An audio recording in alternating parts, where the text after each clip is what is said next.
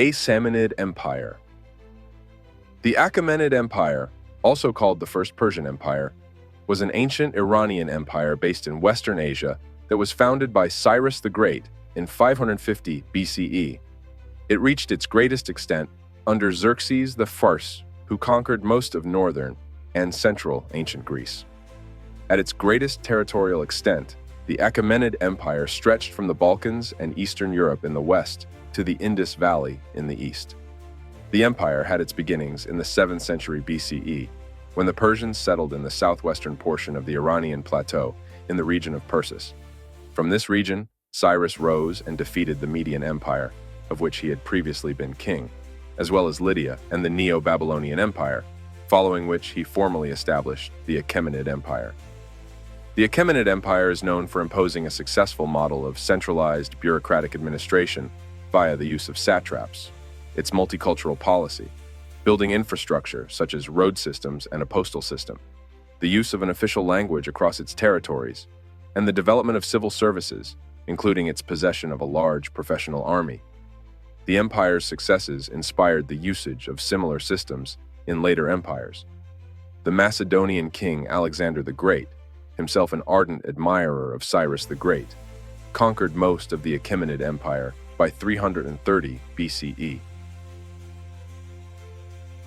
Upon Alexander's death, most of the former territory of the empire fell to the rule of the Hellenistic Ptolemaic Kingdom and Seleucid Empire after the partition of Alexander's empire, until the Iranian elites of the Central Plateau finally reclaimed power under the Parthian Empire by the 2nd century BCE.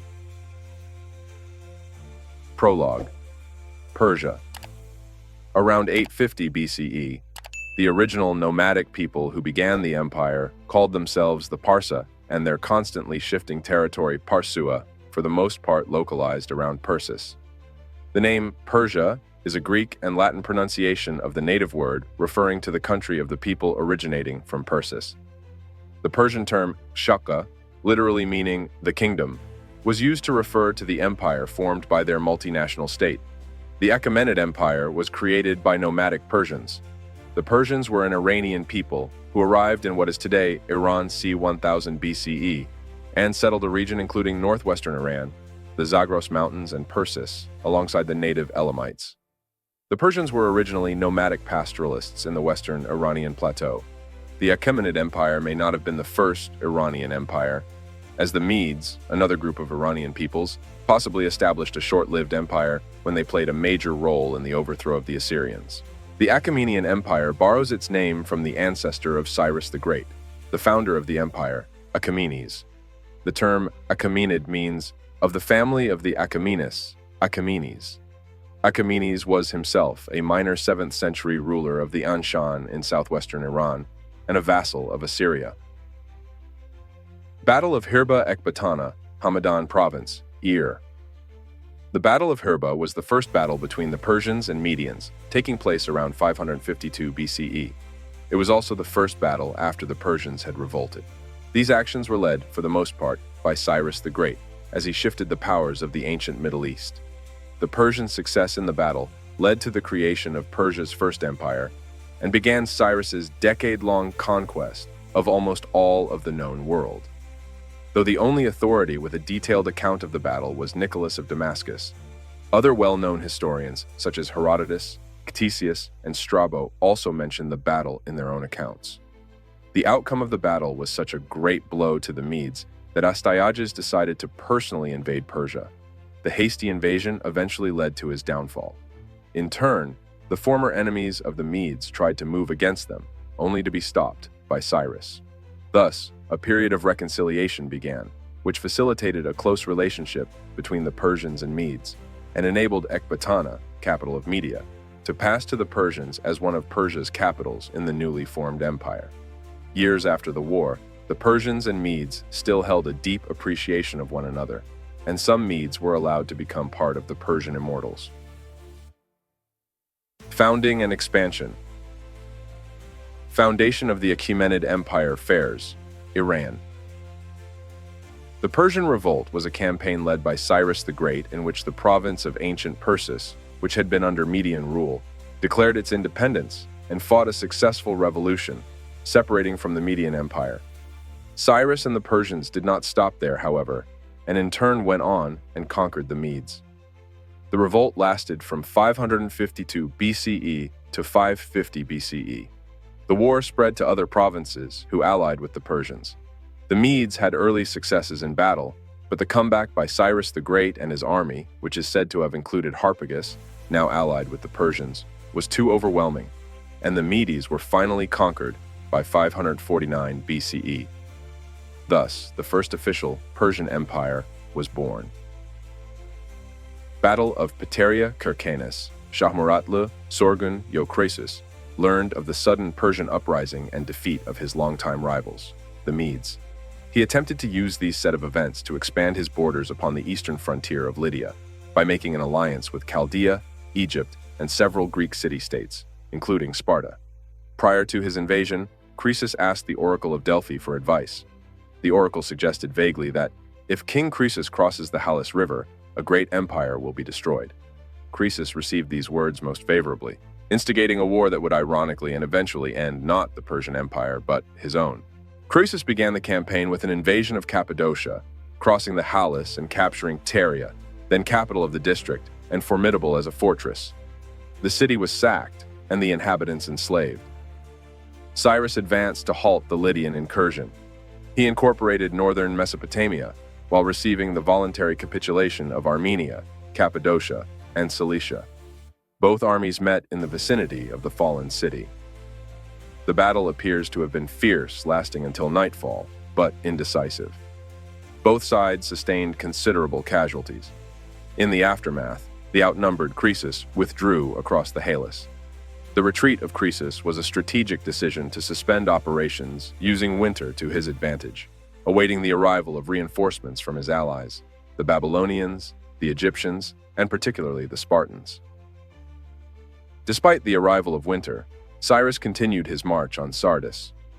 The dispersal of Croesus's army exposed Lydia to the unexpected winter campaign of Cyrus, who almost immediately followed Croesus back to Sardis. The rival kings fought again at the Battle of Thymbra, before Sardis, which ended in a decisive victory for Cyrus the Great. Siege of Sardis, Sart, Salihli, Manisa, Turkey. After the Battle of Thymbra, the Lydians were driven within the walls of Sardis and put to siege by the victorious Cyrus.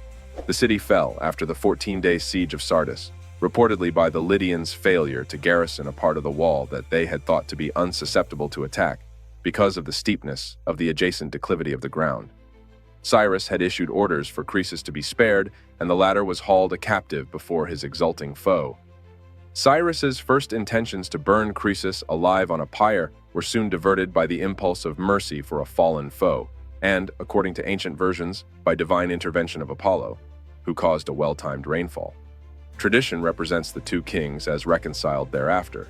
Croesus succeeded in preventing the worst rigors of a sack by representing to his captor that it was Cyrus's, not Croesus's, property being plundered by the Persian soldiery. The kingdom of Lydia came to an end with the fall of Sardis, and its subjection was confirmed in an unsuccessful revolt in the following year that was promptly crushed by Cyrus's lieutenants. Croesus's territory, including the Greek cities of Ionia and Aeolus, was incorporated into Cyrus's already powerful empire. That development brought Greece and Persia into conflict and culminated in the celebrated Persian Wars of Cyrus's successors. Along with acquiring Ionia and Aeolus, Cyrus also had the Egyptian soldiers, who fought on behalf of the Lydians, voluntarily surrender and join his army. Battle of Thymbra, Çanakkale, Merkez, Cha. Cyrus conquered the kingdom of Media in 550 BCE, which created conflict with the neighboring Lydian kingdom. The Battle of Thymbra was the decisive battle in the war between Croesus of the Lydian kingdom and Cyrus the Great of the Achaemenid Empire. Cyrus, after he had pursued Croesus into Lydia after the drawn Battle of Pteria, met the remains of Croesus's partially disbanded army in battle on the plain north of Sardis in December 547 BCE. Croesus's army was about twice as large and had been reinforced with many new men, but Cyrus still utterly defeated it. That proved to be decisive, and after the 14-day siege of Sardis, the city, and possibly its king, fell, and Lydia was conquered by the Persians. Fall of Babylon. Babylon, Iraq. The fall of Babylon denotes the end of the Neo-Babylonian Empire after it was conquered by the Achaemenid Empire in 539 BCE. Nabonidus, Nabu-Naid, 556-539 BCE, son of the Assyrian priestess Ada-Gupi, came to the throne in 556 BCE after overthrowing the young king Labashi-Marduk. For long periods, he entrusted rule to his son, Prince and co-regent Belshazzar, who was a capable soldier but a poor politician. All of this left him somewhat unpopular with many of his subjects, particularly the priesthood and the military class. To the east, the Achaemenid Empire had been growing in strength. In October 539 BCE, Cyrus the Great entered Babylonia in peace without being engaged in any battle. Babylonia was thereafter incorporated into the Persian Achaemenid realm as a satrapy. The Hebrew Bible also unreservedly praises Cyrus for his actions in the conquest of Babylon, referring to him as Yahweh's anointed. He is credited with freeing the people of Judah from their exile and with authorizing the reconstruction of much of Jerusalem, including the Second Temple. Achaemenid conquest of the Indus Valley. Indus Valley, Pakistan. The Achaemenid conquest of the Indus Valley occurred from the 6th to 4th centuries BCE and saw the Achaemenid Persian Empire take control of regions in the northwestern Indian subcontinent that predominantly comprised the territory of modern-day Pakistan. The first of two main invasions was conducted around 535 BCE by the empire's founder, Cyrus the Great, who annexed the regions west of the Indus River that formed the eastern border of the Achaemenid Empire. Following Cyrus's death, Darius the Great established his dynasty and began to reconquer former provinces and further expand the empire. Around 518 BCE, Persian armies under Darius crossed the Himalayas into India to initiate a second period of conquest by annexing regions up to the Jhelum River in Punjab. The first secure epigraphic evidence through the Behistun inscription gives a date before or around 518 BCE. Achaemenid penetration into the Indian subcontinent occurred in stages, starting from northern parts of the Indus River and moving southward. The Indus Valley was formally incorporated into the Achaemenid Empire as the satrapies of Gandhara, Hindush, and Satagidya, as mentioned in several Achaemenid-era Persian inscriptions. Achaemenid rule over the Indus Valley decreased over successive rulers and formally ended around the time of the Macedonian conquest of Persia under Alexander the Great. This gave rise to independent kings such as Porus, ruler of the region between the Jhelum and Chenab rivers, Ambi, ruler of the region between the Indus and Jhelum rivers with its capital at Taxila, as well as Ganasangas, or republics, which later confronted Alexander during his Indian campaign around 323 BCE. The Achaemenid Empire set a precedence of governance through the use of satrapies, which was further implemented by Alexander's Macedonian Empire, the Indo-Scythians, and the Kushan Empire. Consolidation and further expansion. Achaemenid Empire defeats Egypt, Pelusium, Kesem Ramana, Egypt. The Battle of Pelusium was the first major battle between the Achaemenid Empire and Egypt. This decisive battle transferred the throne of the pharaohs to Cambyses II of Persia, marking the beginning of the Achaemenid 27th dynasty of Egypt. It was fought near Pelusium, an important city in the eastern extremes of Egypt's Nile Delta, 30 kilometers to the southeast of the modern Port Said, in 525 BCE. The battle was preceded and followed by sieges at Gaza and Memphis. Scythian campaign of Darius I Ukraine. The Scythian campaign of Darius I was a military expedition into parts of European Scythia by Darius III, the king of the Achaemenid Empire, in 513 BCE. The Scythians were an East Iranian-speaking people who had invaded Media, revolted against Darius, and threatened to disrupt trade between Central Asia and the shores of the Black Sea as they lived between the Danube and Don rivers and the Black Sea. The campaigns took place in parts of what is now the Balkans, Ukraine, and southern Russia.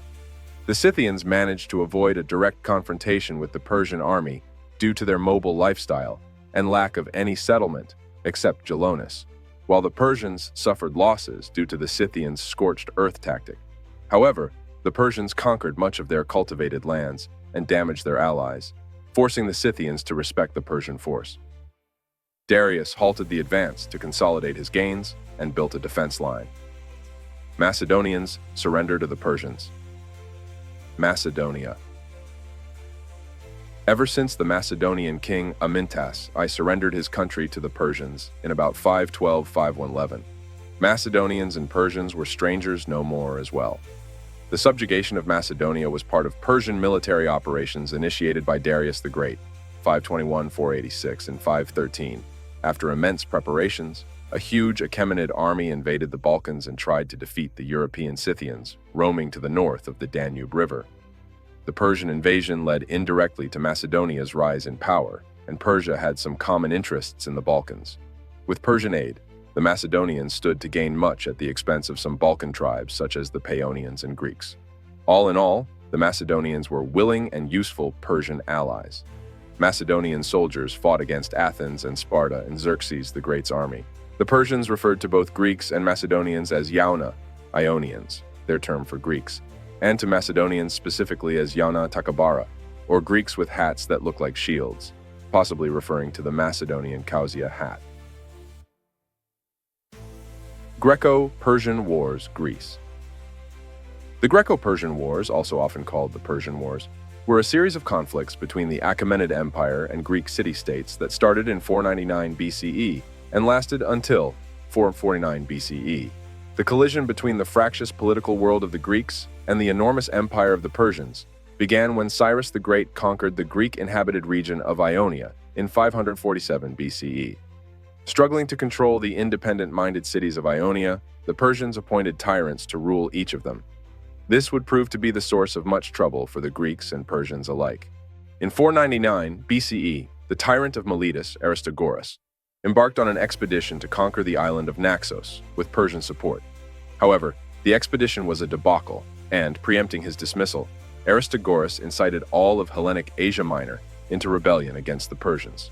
This was the beginning of the Ionian Revolt, which would last until 493 BCE, progressively drawing more regions of Asia Minor into the conflict.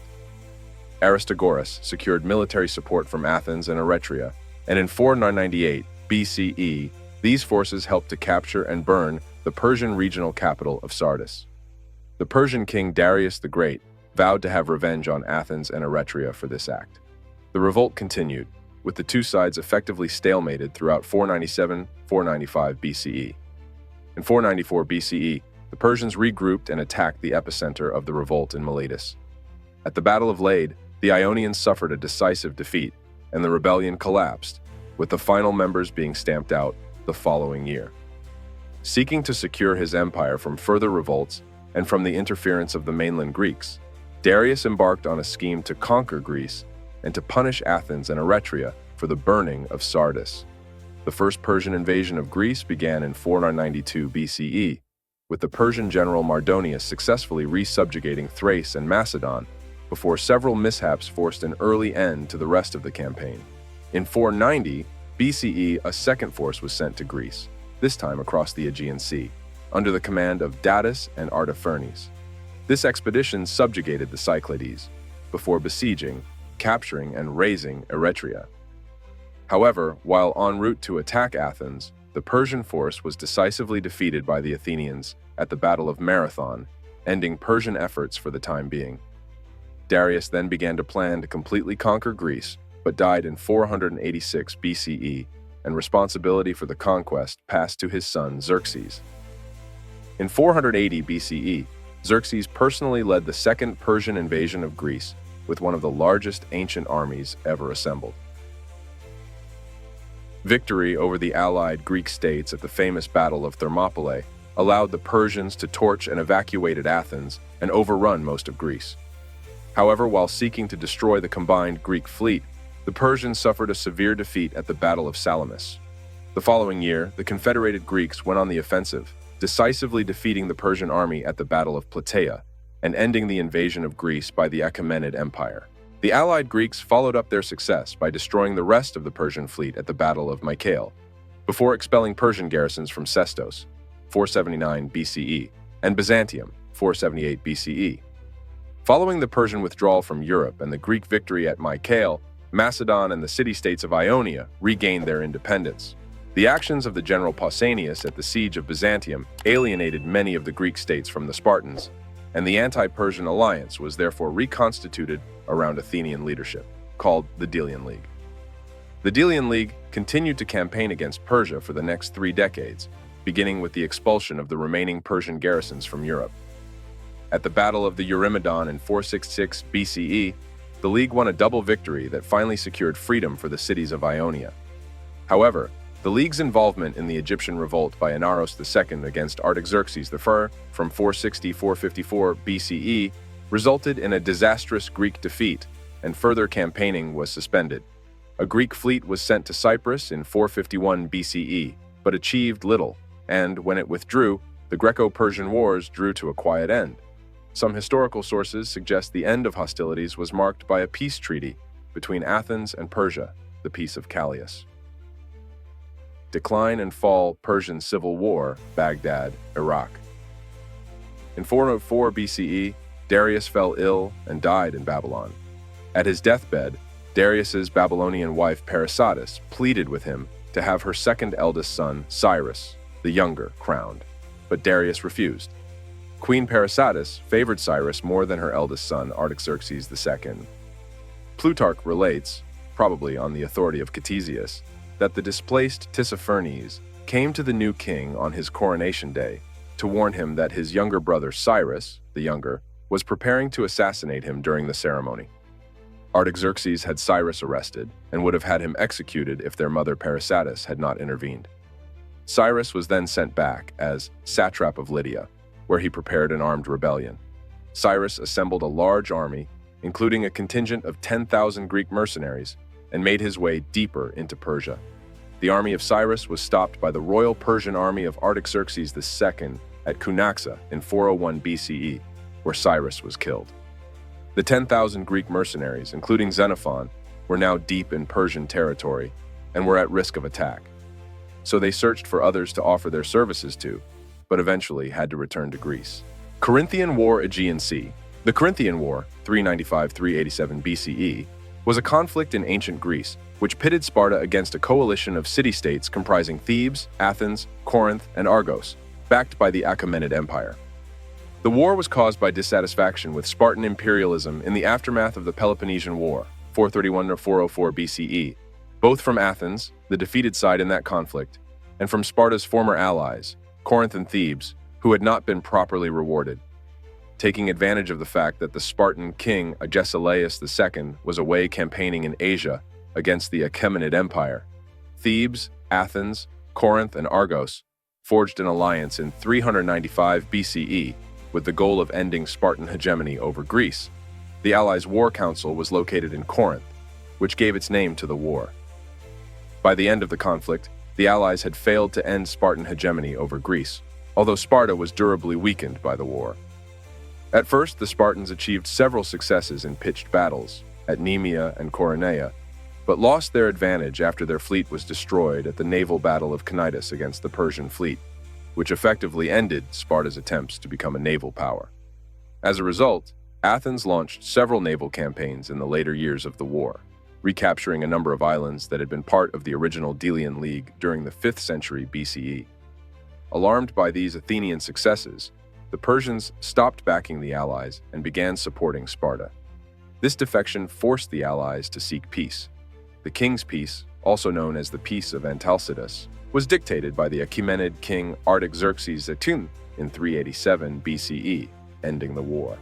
This treaty declared that Persia would control all of Ionia and that all other Greek cities would be autonomous, in effect prohibiting them from forming leagues, alliances, or coalitions. Sparta was to be the guardian of the peace, with the power to enforce its clauses. The effects of the war, therefore, were to establish Persia's ability to interfere successfully in Greek politics, to atomize and isolate from one another Greek city-states, and to affirm Sparta's hegemonic position in the Greek political system. Thebes was the main loser of the war, as the Boeotian League was disbanded, and their cities were garrisoned by Sparta. Peace did not last long. War between Sparta and a resentful Thebes resumed in 378 BCE, which finally led to the destruction of Spartan hegemony at the Battle of Leuctra in 371. Great Satraps Revolt. Antakya, Hatay, Turkey. The Great Satraps Revolt, or the Revolt of the Satraps, 366-360 BCE, was a rebellion in the Achaemenid Empire of several satraps against the authority of the great king Artaxerxes II Menemon. The satraps who revolted were Datames, Ariobarzanes, and Orontes of Armenia. Mausolus, the dynast of Caria, participated in the revolt of the satraps, both on his nominal sovereign Artaxerxes Menemon's side and, briefly, against him. They were supported by the pharaohs of Egypt, Nectanebo I, Teos, and Nectanebo II, to whom was sent Rheomithres, who came back with 50 ships and 500 talents, and all joined forces against Artaxerxes II. Achaemenid Conquest of Egypt. It was probably in 340 or 339 BCE that Artaxerxes finally succeeded in conquering Egypt. After years of extensive and meticulous preparations, the king assembled and led in person a large host, which included Greek mercenaries from Thebes, Argos, Asia Minor, and those commanded by the turncoat mercenary Mentor of Rhodes, as well as a war fleet and a number of transport ships. Although the Artaxerxes' army considerably outnumbered that of his Egyptian counterpart, Nectanebo II, the difficulty of marching through the dry land south of Gaza and the many rivers of Upper Egypt still posed, as in previous invasions, a challenge, which was compounded, according to Diodorus Siculus, by the refusal of the Persians to make use of local guides. The invasion started poorly, as Artaxerxes lost some troops to quicksand at Barathra, and an attempt by his Theban troops to take Pelusium was successfully counterattacked by the garrison. Artaxerxes then created 3 divisions of shock troops, each with a Greek commander and a Persian supervisor, while remaining himself in command of the reserves. One unit, to which he assigned the Thebans, a force of cavalry and Asiatic infantry, was tasked with taking Pelusium, while a second, commanded by Mentor of Rhodes and the eunuch Bagoas, was sent against Bubastis. The 3rd division, which comprised the Argives, some unspecified elite troops, and 80 triremes, was to establish a bridgehead on the opposite bank of the Nile. After an attempt to dislodge the Argives failed, Nectanebo retreated to Memphis, which prompted the besieged garrison of Pelusium to surrender. Bubastis likewise capitulated, as the Greek mercenaries in the garrison came to terms with the Persians after falling out with the Egyptians. This was followed by a wave of surrenders, which opened the Nile to Artaxerxes' fleet and caused Nectanebo to lose heart and abandon his country. After this victory over the Egyptians, Artaxerxes had the city walls destroyed, started a reign of terror, and set about looting all the temples. Persia gained a significant amount of wealth from this looting. Artaxerxes also raised high taxes and attempted to weaken Egypt enough that it could never revolt against Persia. For the 10 years that Persia controlled Egypt, believers in the native religion were persecuted and sacred books were stolen. Before he returned to Persia, he appointed Pharandares as satrap of Egypt. With the wealth gained from his reconquering Egypt, Artaxerxes was able to amply reward his mercenaries. He then returned to his capital, having successfully completed his invasion of Egypt. Fall of the Achaemenid Empire. Persia. Artaxerxes III was succeeded by Artaxerxes IV Arses, who before he could act was also poisoned by Bagoas. Bagoas is further said to have killed not only all Arses' children, but many of the other princes of the land. Bagoas then placed Darius III, a nephew of Artaxerxes IV, on the throne. Darius III, previously satrap of Armenia, personally forced Bagoas to swallow poison. In 334 BCE, when Darius was just succeeding in subduing Egypt again, Alexander and his battle-hardened troops invaded Asia Minor. Alexander the Great, Alexander III of Macedon, defeated the Persian armies at Granicus, 334 BCE, followed by Issus, 333 BCE, and lastly at Gaugamela, 331 BCE. Afterwards, he marched on Susa and Persepolis, which surrendered in early 330 BCE. From Persepolis, Alexander headed north to Pasargadae, where he visited the tomb of Cyrus, the burial of the man whom he had heard of from the Cyropedia. Darius III was taken prisoner by Bessus, his Bactrian satrap and kinsman.